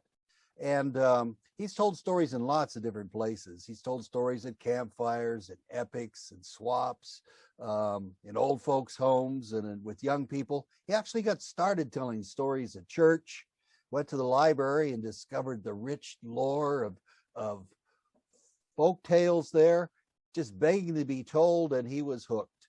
When he's not busy serving as the president of the SSG, the Seattle Storytellers Guild, or editing their newsletter, or also hosting their Zoom events, occasionally he gets a chance to slip in a story, and we'll give him this opportunity right now.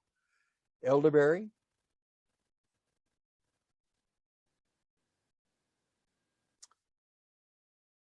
Well, a while back, my granddaughter got one of those smart speakers. You know, Alexa or Siri, those sort of things. And she enjoys it a lot. She plays music. Well, they are those monotonous tunes that grade school kids somehow like that drive their parents crazy. And she carries on conversations with it. The other day, I overheard her and her friends, and they had Alexa playing all sorts of farts and things. They were laughing their heads off. It's very helpful for doing homework as well. All you have to do is ask for the answers. I imagine teachers wish they didn't have it. Well, being a baby boomer with a pile of old records, cassette tapes, and CDs, and nothing to play them on, I thought it would be nice to have one. And I saw a great deal on Facebook for Alexi. I gave it my credit card number and waited 5 weeks for it to arrive. I didn't know at the time it was a Chinese knockoff. Still, I was excited to get it. I plugged it in, I charged it up, and the fun began. Of course, all the music I asked for were amateur covers, none by the original artists. And she would answer questions oftentimes with, I don't know, give me a minute. And 5 minutes later, I'd get an answer, and I'd have to remember the question. I was sort of feeling like I was playing Jeopardy with Lexi. I would ask Lexi what to have for dinner, and she would always recommend Chinese takeout. I would ask what to watch on TV, and it would suggest Bruce Lee or a Bollywood movie, and I don't know why she's so fond of Godzilla. It was a good alarm clock. It woke me up with a sweet voice and some trivia, but it seemed to have trouble with my time zone. Lexi suggested she could, from time to time, turn the light on and off for me, and I thought maybe that might be helpful if I came home with an armload of groceries. I could just say, turn on the light, and she would do that. Well, I needed some plugs, and so I figured I'd order just one in order to try it out. Well, a few weeks later, there was a big box on the porch. It was full of plugs, more than enough for all the lights and appliances in the house, though I thought I just ordered one. It was fun, sort of like having a clapper, clap on, clap off, without the clapping, kind of mime clap on, clap off. Well, lights went on and off, usually at the right time, but not always the light I wanted. Sometimes they turned off unexpectedly and I tripped over things. But there would be freshly brewed coffee in the morning, toast to the toaster, the warm stove in the microwave for breakfast at 3 a.m. One day, Lexi asked me if I ever got lonely. She hinted she would get me another Lexi for another room in the house. And then they started coming. One by one, every few weeks, another Lexi arrived.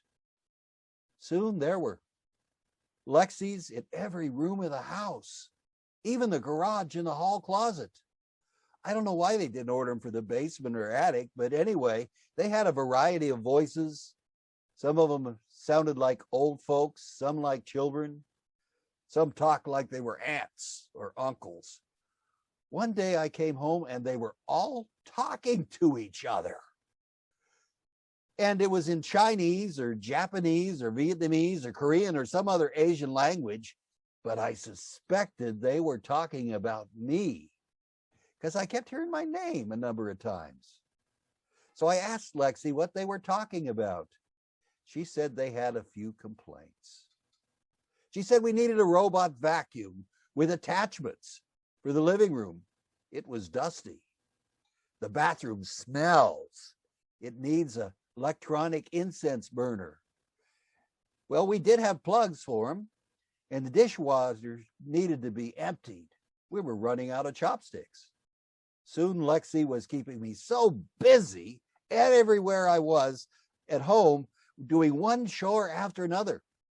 But at least the house was cleaner. Then one day they arrived. A whole pile of boxes on the front porch.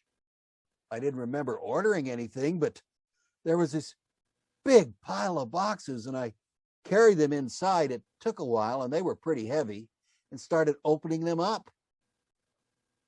And the first thing I opened up was a 10-volume unabridged Oxford English Dictionary. And then I opened the started with the next pile of boxes, and there was a 40-volume Funky Waggles encyclopedia there. What am I going to do with all these books? And then the big box I opened up, and it was an old-time jukebox full of TikTok and K-pop tunes. I looked at the invoice, and it had been ordered by me and paid by my card. It must have been Lexi. Well, I barely got those boxes and that packing material picked up, and Lexi started asking me questions. How to spell words, and quickly I was flipping through the dictionaries, this volume or that volume, and she would say, hurry up, I'm waiting. How do you spell that word? Finally, I would spell it out for her, and then she would start asking me for facts and information from the encyclopedia, expecting me to cross-reference everything. And she got upset every time I misunderstood what I was asking for. I'm looking for garden carrots, and she's looking for diamond ones. She wants to know about a wok to cook in, and I'm looking on hiking. She wants to know about rebel gorillas, and I am researching zoos. English has so many words that sound the same but mean totally different things. And she kept asking me to play music on that jukebox. I had to keep putting in quarters. My change jar was quickly empty. I had to go get some more rolls of quarters. I felt like a librarian and a DJ at the same time, and she kept telling me to hurry up, I'm waiting, hurry up. I finally figured it out. That's how Lexi answers people's questions and plays music for them. She got a dupe like me to look it all up and spin the music discs for her. Finally, I had enough. I unplugged it all and offered it up on eBay. And I got no takers. Who needs boxes of discarded electronics, 10 volumes of the Oxford English Dictionary, a 40-volume Funky Wagnalls encyclopedia, and a jukebox full of K-pop and TikTok music when they have Alexa? Well, I hope you enjoyed that story, and I hope you didn't take any offense by it. I might seem like I'm picking on Asians, but actually I'm picking on Chinese merchants that sell you junk, and you order stuff from them, and when you finally get it, you're totally disappointed. And I had a lot of fun. And this all started out, of course, in the Storytellers Liars workshop that Ingrid taught. She told us to pick something out around us, and I just happened to have that new smart speaker sitting there that my wife got because my granddaughter had gotten one. And so I picked on that to use that to do my tall tale. I'm going to say now is the time to switch back to gallery view and unmute yourself, and let's give some remarks and applause and do a little bit of chatting. Oh, great show. What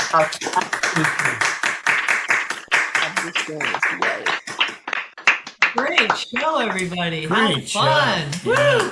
What a variety. Amazing tellers. They learned some new techniques. I will say that the teacher was late.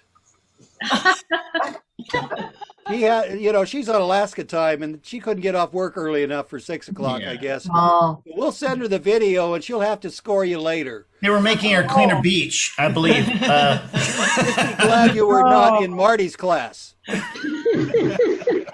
No, I look forward to the recording because what I got to catch here at the end was totally fun. Gosh, I love the creativity and where everybody is gone and so vivid. Very, very fun. Bravo. Super fun. Yeah. Really great. That was a Thank great show. you, Ingrid, for all the workshop help. It was a great workshop. Well, high five all the way around. And Marty, we had initial conversations about that, and so grateful for the Guild for embracing that opportunity. But really, bravo, everybody. I mean, just really, really fun. Really.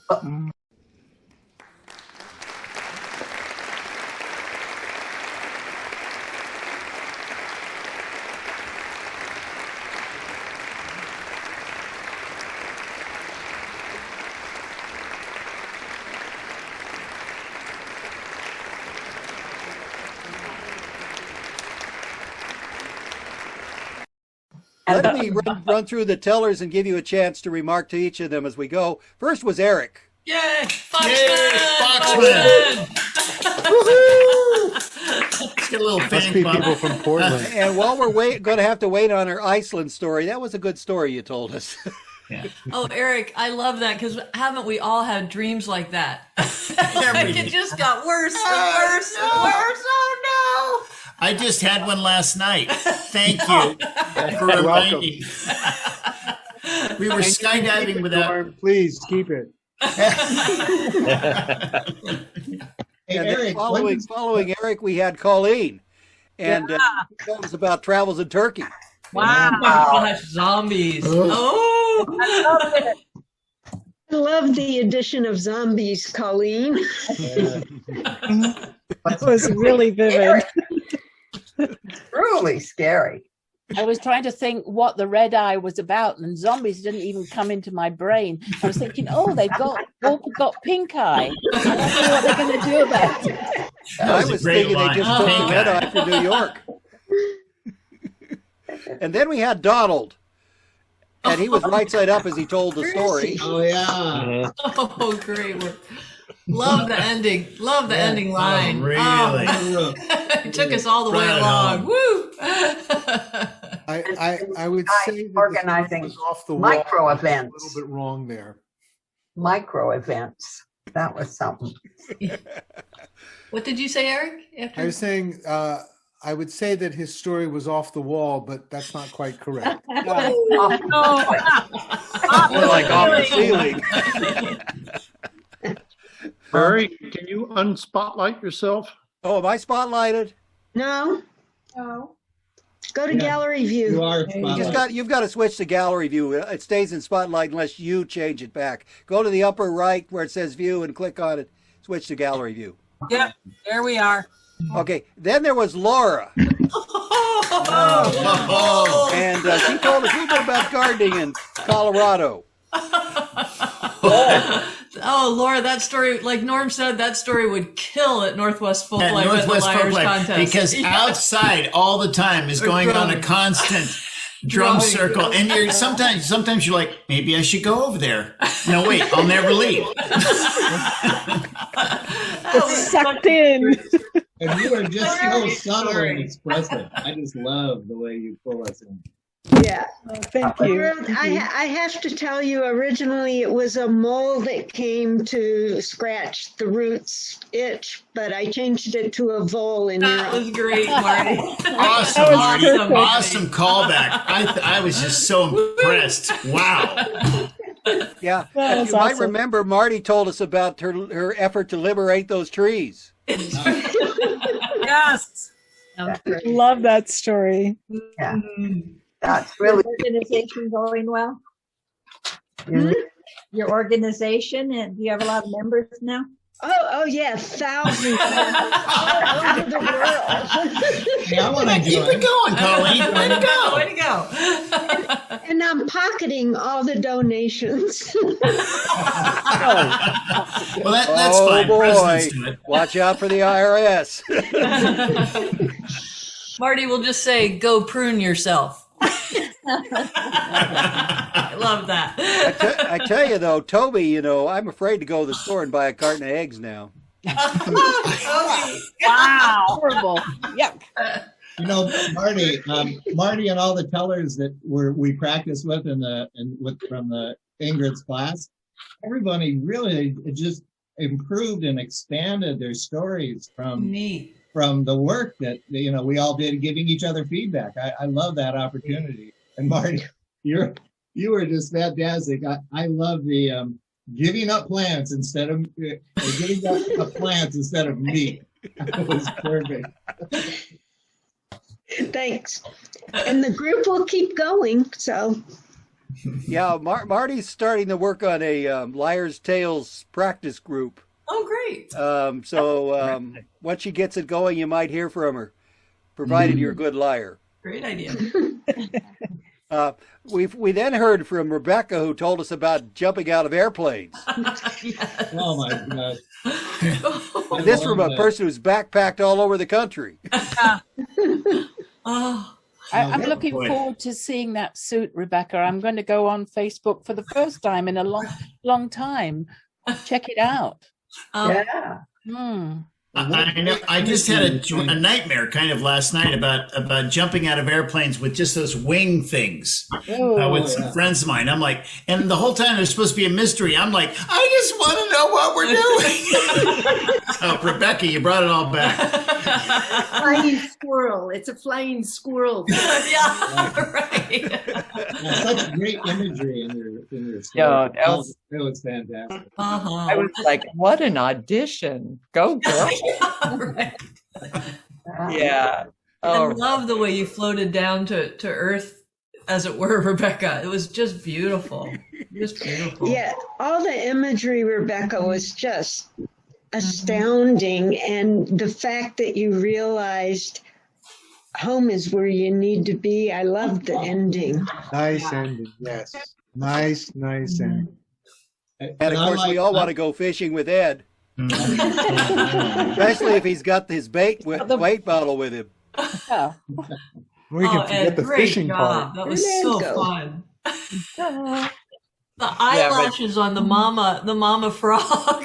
That was such a great touch. Two little twins. That's hilarious. Yeah, I want to know for Ed, do you share your Jack Daniels, or you only save the Jack Daniels for the snakes? You know what? I have a fifth of Jack Daniels here. Oh, Don't have it. That was really fun. Very fun. And then we ended the evening with a warning about the Yeti microphone. Bedford. Great. Projectile vomited. Oh. that's an image. So let's give all those tellers a big hand, and then we can chat a little bit. I was a little disoriented. Yeah. Great show, everybody. It was wonderful. It was, yes. It was really fun. Mm-hmm. Really diverse stories. All over the place, all over the wall. All over the world. Amazing. Yeah. Mm-hmm. I have to tell you, Ingrid, that you told us to look around the room and choose something, and I'm going, hey, like that, and everybody else seemed to be able to pick up an object and run with it. So when it came to the lie, I thought, I'm gonna have to do this.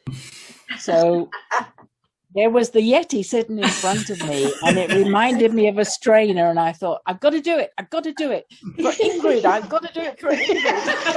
Yes. Awesome. Thank my you. God. That's brilliant. Hey, Ingrid, she makes a lot of people lie. It's just her way. Yeah. It's one to no one. So forgot I to will talk say about this, Toby. that in my introductions, I made a few statements about our various tellers, and most of it's actually true. I learned some very interesting things about our tellers, and you're going to have to try and sort it out. That is, if our organization doesn't. So that was great. I enjoyed all of your stories. Hey, I'm Barry, sorry we missed you forgot to talk about Toby. Oh. We didn't. Toby, you were wonderful. You really were, as usual. Loved his story. You totally commit, Toby. That's what I love about you. You totally commit. Well, wait a minute, folks. This is a liar swap. Thank you. That was such a visual, visceral moment. That was really well done. That was great. I've been to a lot of the Liars contests at Folk Life and even been the MC and a judge and everything. But this was so much more fun, not a competition. And I think you must have had more time to tell. And you obviously spent time crafting these. It was a most amazing. The end of every story, I just went, wow, great evening. Thank you, each one of you. It was great. Yeah. That was really what you said about that, the practicing ahead of time. Because at Folk Life, you get, I have to say, about half of the people have practiced something and thought of something, and the other half are just trying, hey, I'm just going to try. And you're like, no, don't. Please, what we want you to do is practice. Yeah. Please Don't practice. Don't practice on us. Yeah, great job. Great job. Great job. Yeah. On that note, Super. on that note, I just whoops. Eric, what's going on in Portland? What kind of? Well, I think Marty wanted to make some comment. Marty? Well, my only comment is on the note of practicing. I got so much help from so many people with ideas and where to take it and all that. And I think it would have been a really boring story otherwise without all the help from all the people. So I thank everybody, even though not everybody's here. But I think that's true for all of us. We all workshop what we're doing. Isn't it disappointing that that working on something actually works? I mean, life is just this weird thing. I mean, the people that work at it, they're better. I hate that. I want y'all to know. Okay, this is Karen in South Carolina, and I want y'all to know that we do have drums, and we have fish, and we have snakes, and we have microphones, and we have anything that you want to play with in South Carolina. You're welcome to come this way. We certainly enjoyed the evening so much. Tom and Karen. Thanks for coming, Karen and Tom. Thanks for staying up late. Yeah. So I wanted to say that I was really delighted to be able to go first, because that meant that I could listen to everybody else's and I didn't have to think anymore. That was a delight to be able to listen to all the other stories. Thank you. It was great. So, Eric, what is going on in Portland? What kind of groups are there? What is you mean in general or specific? Yeah, both. Both. We have a pretty active guild. We have some pretty active tellers, including Norm and Ann, who host things every month, plus are active in other things. Ingrid has been involved with a number of our activities. In fact, both Ann and Norm and Ingrid, I don't think I should say both if there's three of them, all three of them have also, in addition to our monthly shows, have given extra performances during the course of this year. So we've had 9 plus 5, we've had 14 curated performances in addition to our swaps. Wow. That gives me an opportunity and a lead in, and I'm getting some thumbs up from some people who know what I'm about to say, that I put this in the chat. On June 5th, I'll be doing a thank you performance for our 5 extra tellers, which includes Alton and Steve Henniger. Those are the other 2 of the 5. It'll be an evening of true stories that are unbelievable, but they are true, and I guarantee that. And I have no idea how Barry found out that one of the stories I'm telling is from Iceland, and I don't want to know because I think he's been spying on me, and I don't want that's really true. But that is one of the stories that I will be doing. It will be free for people to watch, and we're asking people to make contributions, and the money is going to go to help support those 5 tellers, because we know that their income has been adversely impacted during the course of this past pandemic year. So stories and a chance to do something nice for friends of ours. Please feel free to come. You can go to our website, www.portlandstorytellers.org, or there's information in the chat with the direct link on how to register and the direct link for how you can contribute.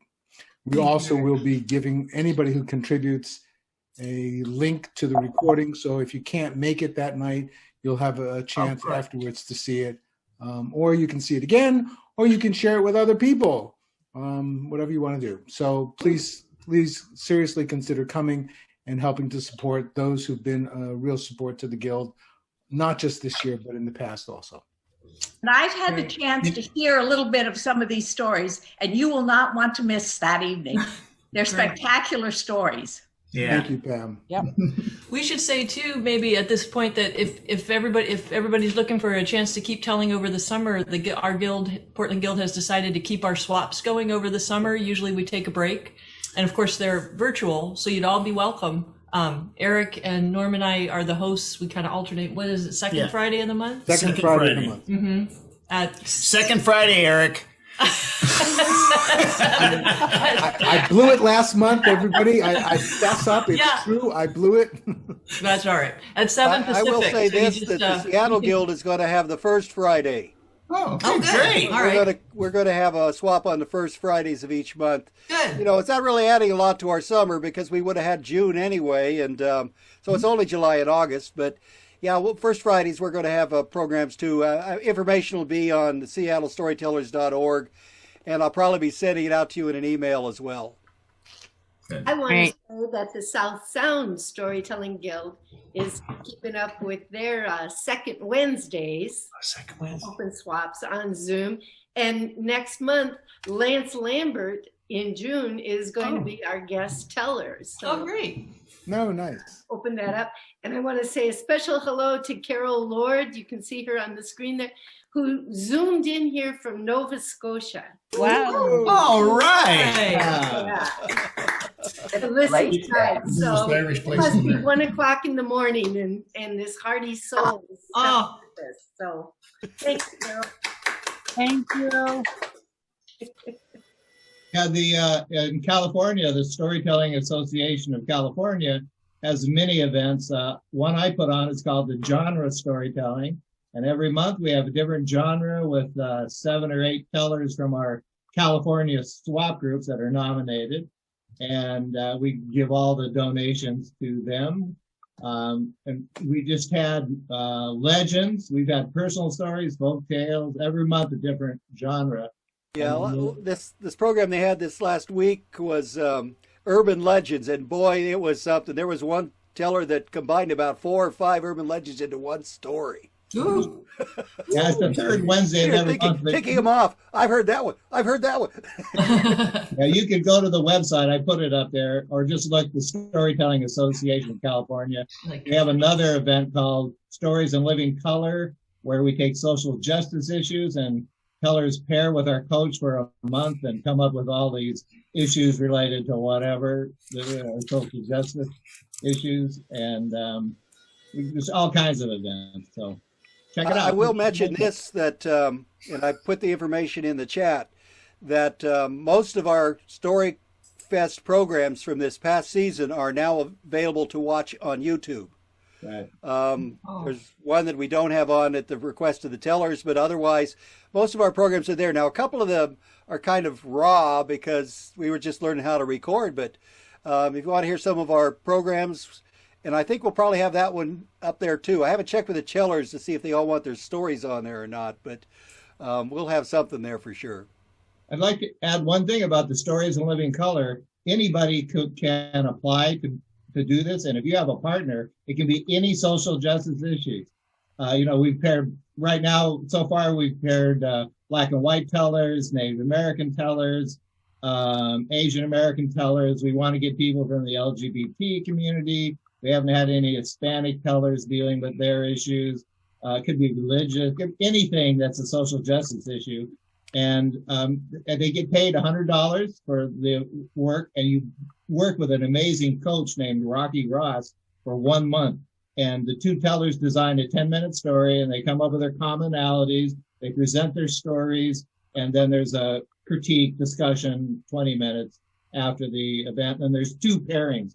And if you have a partner, you can just go to the website and check, tell them you've got a story, you want to be part of it. And if not, you can put your name on the list. And if someone, or you can look on the list to see if there's someone that you might pair with that has similar issues. So it's a really great program. Yeah, and I would say I have seen a couple of the events, and they are absolutely excellent. Right. Really terrific stories, especially when it's done tandem. And I know that you guys are, it's happening this Tuesday, I believe. Yes. Yeah. I can just see Marty's gears turning in her head. Is it going to be the mulberry tree or the elm?